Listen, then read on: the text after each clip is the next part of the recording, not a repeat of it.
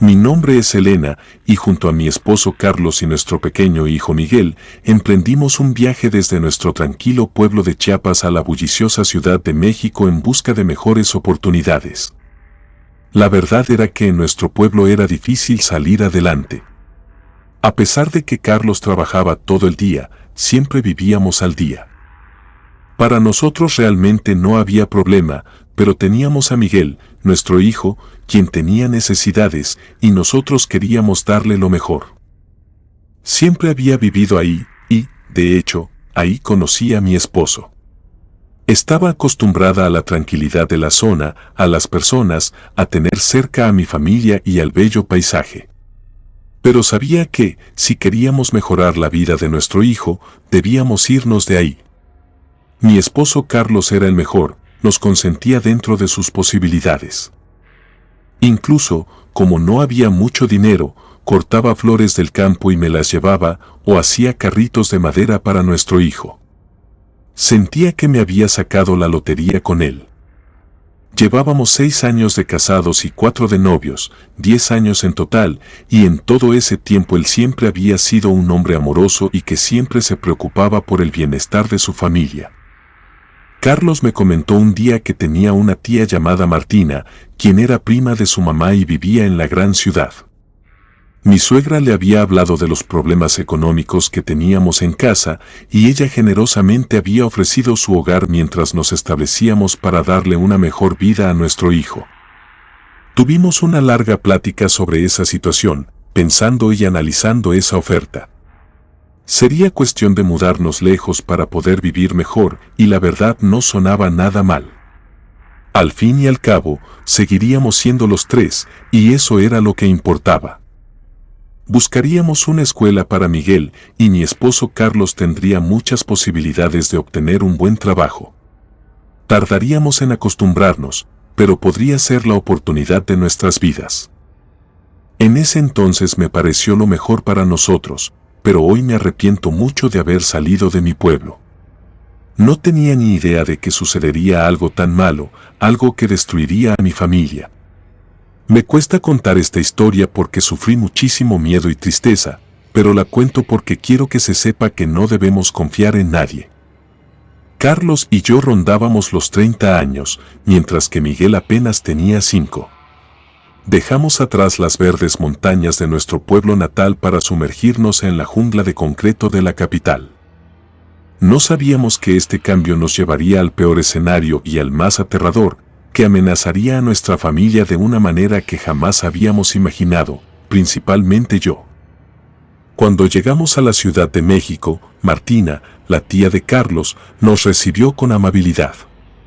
Ella era morena, de cabello corto, ya algo mayor, y su casa era espaciosa, parecía ser una solución temporal a nuestros problemas económicos. Sin embargo, desde el primer día, algo en ella me inquietó. Había un aire de misterio en la casa que no podía ignorar. En la sala de la casa había un altar muy raro. No había fotos de santos o de algo relacionado a la religión católica, solo había velas negras, unas flores blancas que estaban secas y desprendían un olor raro, y además 2 pequeños cuencos. Recargado a la pared había un marco donde no había ninguna foto, solo una hoja negra. La casa tenía un olor raro, como si algo se estuviera pudriendo, pero no me preocupé porque tendría tiempo de ayudar a la señora Martina a limpiar muy bien cada rincón de la casa, y así el lugar sería mucho más cómodo y limpio. Mi esposo consiguió trabajo rápidamente, así que pasaba gran parte del día fuera. Al principio, como dije, la señora se portó muy bien con todos, pero conforme pasaban los días, fue tomando una actitud hostil conmigo y con mi hijo. Cuando mi esposo estaba en casa, ella se portaba muy linda y amable, pero en cuanto él se iba, su actitud cambiaba conmigo, era seca y hasta grosera. Incluso regañaba a mi hijo por tonterías, y eso me molestaba mucho. Entonces decidí solo hablarle para lo indispensable, dedicarme a limpiar sin hacer preguntas ni nada. A medida que pasaban los días, su comportamiento se volvía cada vez más extraño. Mi hijo Miguel comenzó a tener pesadillas todas las noches. Me decía que, por alguna extraña razón, soñaba con su tía bailando una rara danza en medio de la noche, o a veces que se quemaba vivo, sueños bastante horribles para un niño tan pequeño. Era muy feo escuchar esas cosas. La verdad, no me gustaba el comportamiento de la señora ni el hecho de que mi hijo soñara esas cosas. Y algo raro que me gustaría agregar es que, a pesar de que trataba de limpiar cada rincón, aún así, olía muy raro, como si algo estuviera pudriéndose. Además, varias veces encontré gusanos, como los que se comen a los cuerpos muertos, en las esquinas de la casa. Mi esposo no se daba cuenta de nada. Todo el día trabajaba, y yo no quería decirle lo que estaba pasando porque no quería arruinar el progreso que estábamos teniendo. Él se sentía muy feliz en su trabajo y viviendo en la gran ciudad, así que tenía que aguantar un poco más hasta que pudiéramos mudarnos a otra casa. Mi matrimonio estaba muy bien, me sentía muy feliz con mi esposo. Como siempre, me llevaba flores muy lindas que compraba en el centro, y a mi hijo le llevaba carritos o juguetes nuevos. Eso era lo que me daba esperanza y fuerzas para seguir en esa casa con ese ambiente tan desagradable. La señora me miraba feo, e incluso a veces me decía que no entendía cómo su sobrino se había fijado en mí, que él era muy guapo. Otras veces me gritaba que había hecho mal el quehacer, o le decía a mi hijo que no podía tomar galletas de la cocina. Yo estaba harta, y al final no podía decirle nada porque sabía que necesitábamos quedarnos un rato más ahí. No confiaba en ella, pero no tenía opción. Un día, mientras estaba sola en la casa porque doña Martina se había ido al mercado, decidí explorar un poco más a fondo. Fui a la habitación de Martina, donde nunca nos permitía entrar, y encontré la puerta cerrada con llave. Eso era obvio, pues no quería que absolutamente nadie entrara ahí. La curiosidad me llevó a buscar la llave por todos lados. De hecho, pensé que no la encontraría, porque seguramente se la había llevado en su bolsa, pero para mi buena suerte, después de revisar todos los cajones y cada rincón, finalmente logré encontrarla en una maceta que estaba en la entrada de la casa y entonces pude abrir la puerta. Mi hijo Miguel estaba dormido, así que estaba completamente sola. En eso, por un momento pensé que quizá estaba exagerando, que a lo mejor su cuarto no tendría nada raro, y seguramente, de ser así, me sentiría culpable de haber entrado sin permiso. Pero la curiosidad me estaba matando. Entré lentamente, deseando que la señora Martina no llegara en ese momento, si no me iría muy mal, incluso podría llegar a corrernos. Valdría la pena finalmente, si no encontraba nada raro, entonces estaría más tranquila. A primera instancia, no vi nada raro, todo era normal, pero de pronto me di cuenta de que había algo en el fondo, tapado con una sábana blanca. Me quedé pensando si quitar la sábana o no. Me acerqué y decidí quitarla, y lo que vi ahí me heló la sangre. Bajo la sábana había un altar similar al de la sala, pero mucho más elaborado, velas negras, una figura de cabra negra, símbolos extraños y una foto de Miguel. Me quedé sin aliento al ver eso. Mi mente comenzó a llenarse de preguntas y temores sobre lo que estaba sucediendo en esa casa. Continué examinando el altar en la habitación de Martina. Mi corazón latía con fuerza y sentí como si un balde de agua fría me hubiera caído en la cara al ver la fotografía de mi pequeño Miguel en medio de aquel extraño altar. No sabía qué pensar, pero sabía que esto no era normal. ¿Por qué había una imagen de mi hijo en este altar oscuro? Decidí mirar más de cerca los símbolos en el altar, algunos de los cuales no reconocía en absoluto. Las velas negras me daban escalofríos. Me invadió un miedo profundo y una sensación de que algo terrible estaba ocurriendo en esa casa. Entonces sucedió algo horrible, escuché que desde la cocina unas patas de animal se acercaban rápidamente hacia el cuarto, y cuando miré, era una horrible cabra negra. Sus ojos estaban inyectados de sangre y de su hocico salía un líquido y gusanos, de los que había encontrado anteriormente. Sentí que el alma se me iba y me cubrí con mis manos, pero esa cosa desapareció de repente. Mientras el miedo se apoderaba de mi mente y las preguntas me invadían, oí el ruido de las llaves en la puerta principal. Martina estaba regresando del mercado. Pánico y confusión se apoderaron de mí. No sabía si debía quedarme y enfrentarla o huir de la habitación antes de que me descubriera. Opté por la segunda opción. Rápidamente volví a cubrir el altar y me apresuré a salir de la habitación. Mientras regresaba a la sala, intentando aparentar normalidad, me di cuenta de que no podía seguir ignorando lo que estaba sucediendo en esa casa. Tenía que hablar con Carlos y descubrir qué sabía sobre su tía y su extraño comportamiento. Pero tenía miedo de cómo podría reaccionar él si le revelaba lo que había descubierto. No quería arruinar su sueño de tener una vida mejor, así que decidí no decirle nada. La noche cayó y no dejaba de pensar en el altar y en la cabra que había visto. Mientras mi esposo y Miguel estaban dormidos, me senté en la cocina, decidida a confrontar a Martina y a buscar respuestas. Sabía que debía hacerlo en silencio para no despertar a mi familia. Con una mezcla de determinación y temor, esperé a que todos estuvieran profundamente dormidos antes de aventurarme a hablar con ella. Ella estaba preparando café mientras veía un programa en la televisión, y yo estaba en la cocina, completamente callada. Cuando terminó de preparar su café, se sentó, me miró con recelo y me dijo que, si no pensaba ir a dormir, que la verdad quería estar sola porque mi presencia no le gustaba. Respiré profundamente y, con todo el valor que pude reunir, comencé a hablar. Le dije que sabía lo del altar en su cuarto y lo de la cabra, que sabía que era una bruja y que estaba metiendo a mi familia en sus porquerías. Me miró con odio, como nadie me había mirado en la vida. Luego se levantó y se acercó a mí. Sinceramente, me dio miedo tenerla tan cerca, sus ojos irradiaban coraje, sus arrugas parecían más pronunciadas y su boca mal pintada bufaba. Sin pensarlo, me dio una cachetada. Me quedé en shock, completamente, no podía creer que la tía de mi esposo me hubiera pegado.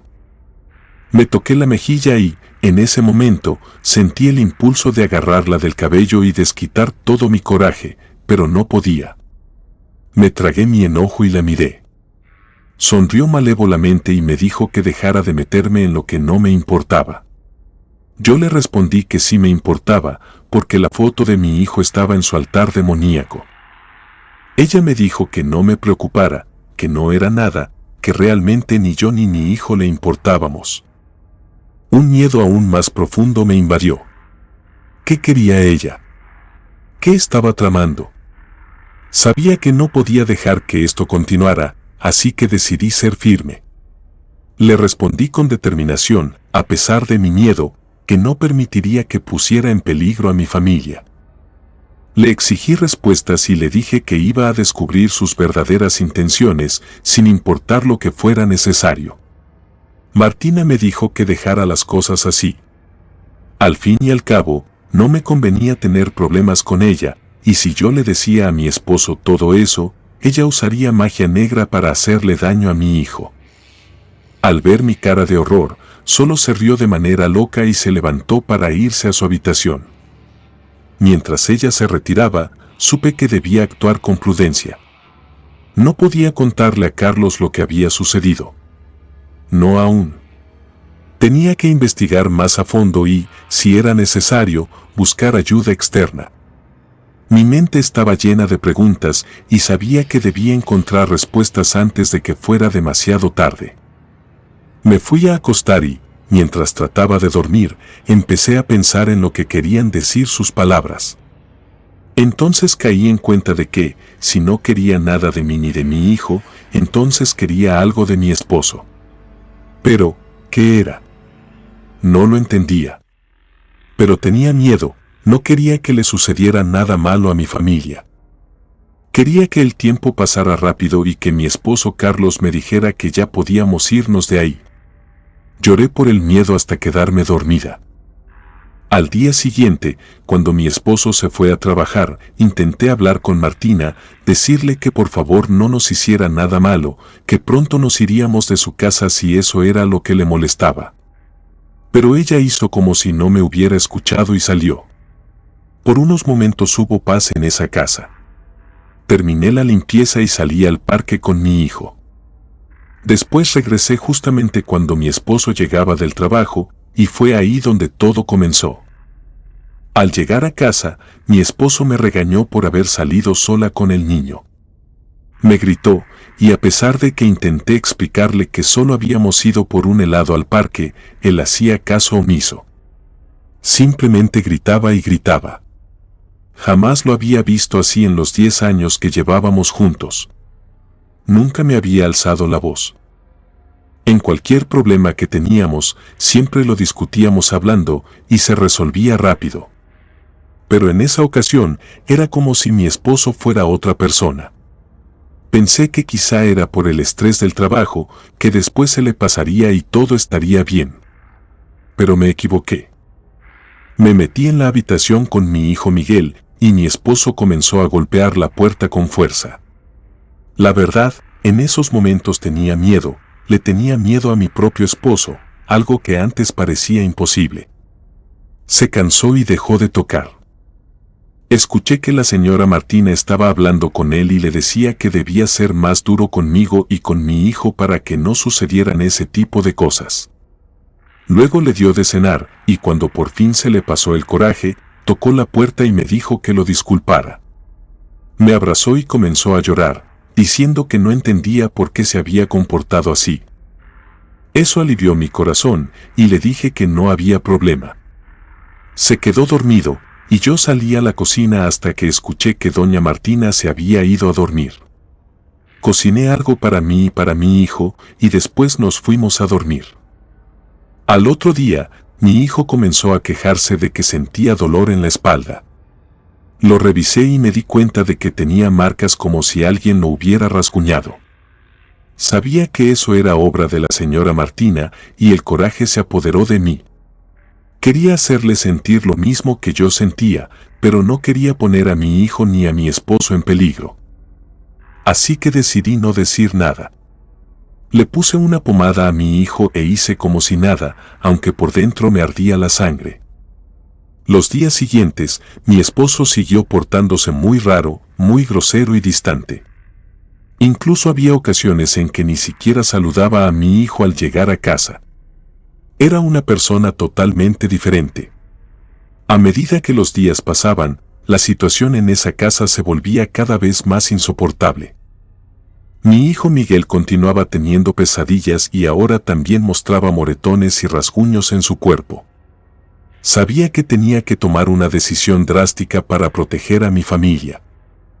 Una noche, después de poner a dormir a mi hijo, me enfrenté a Carlos y le conté lo que había descubierto en la habitación de Martina y cómo su comportamiento y el de Miguel habían cambiado desde que llegamos a esa casa.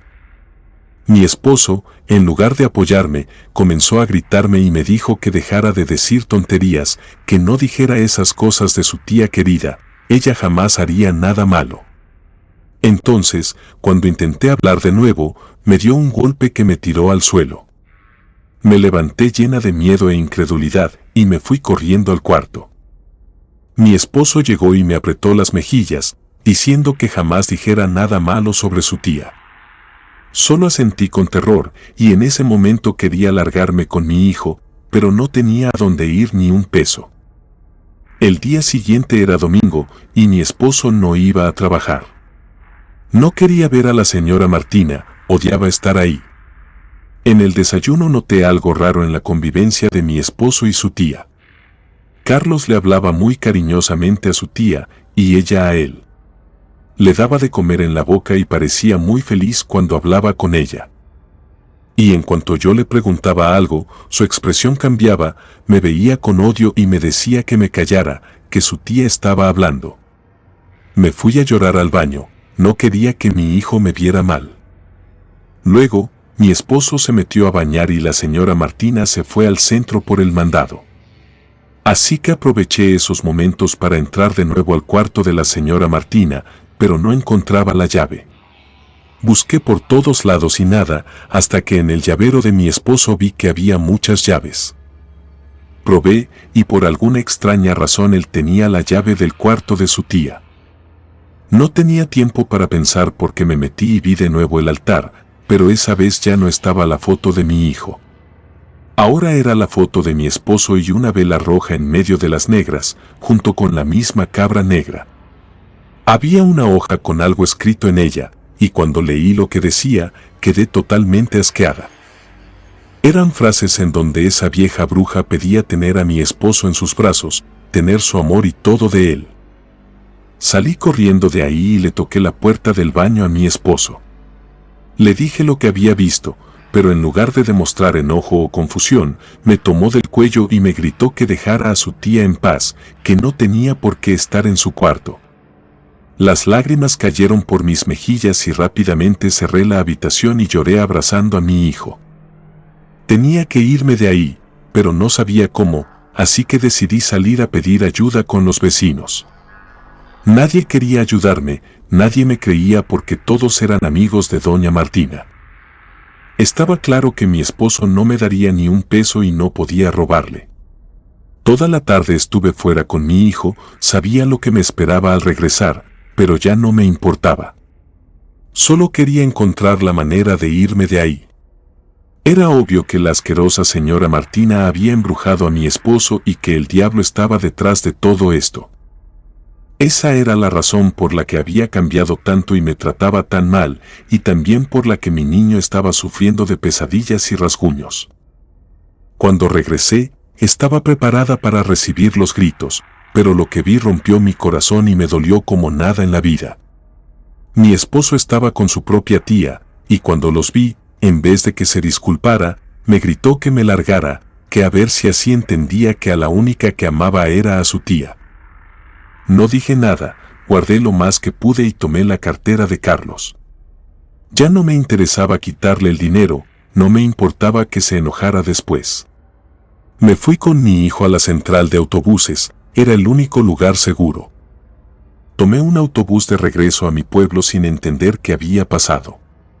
La bruja de doña Martina había embrujado a mi esposo y había invocado al diablo para eso, y era obvio que yo no podía competir contra el mal.